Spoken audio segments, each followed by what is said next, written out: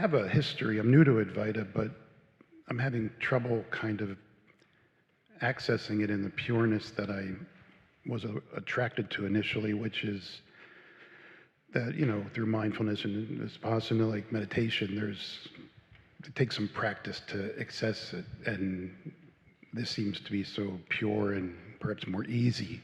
But as I dissolve into a state of awareness, which is quite liberative and serene, I'm quickly plagued by almost, a sense of impermanence and circularity, in that my awareness of awareness seems like a reconstitution of a separate self-subjective experience.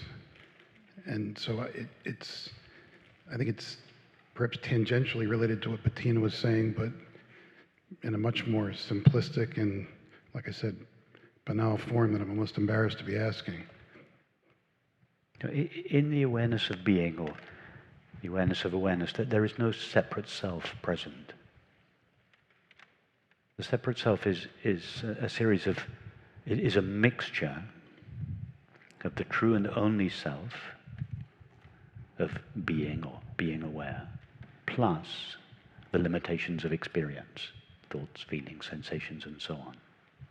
Or this amalgam between the only self, if we can call it a self, that there is, infinite being, and the limitations of experience creates an apparently finite self. The finite self, the separate self, derives its selfness from the only self there is, infinite being, and its finite qualities from experience. This mixture of infinite being and the finite qualities of experience creates a separate being, or a finite being.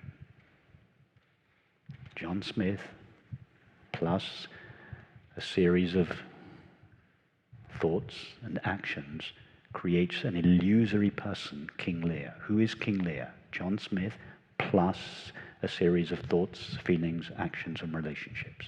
What is the separate self? Infinite being plus a series of thoughts, feelings, actions, and relationships. So in awareness is knowledge of itself. There is no separate self present there. Awareness is the self from which the apparently separate self derives its identity. King Lear has a sense of his identity. King Lear knows, I am King Lear. King Lear knows, I am real. Where does King Lear get his sense of being himself from? From John Smith, because his self is the self of John Smith. So each of us derives our identity from the only identity there is, being. But we add limitations to that being, and as a result believe that we are temporary finite selves. Yeah, perhaps it's somewhat semantics, but I would feel more comfortable if we just stopped at awareness and didn't have to deal with awareness of awareness. You don't need to deal with awareness of awareness. I don't really speak these days of awareness, because it's a little confusing. I think some people found that confusing, so that's why I speak now more of awareness of being. Okay.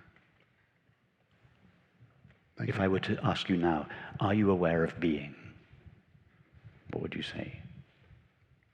Yes.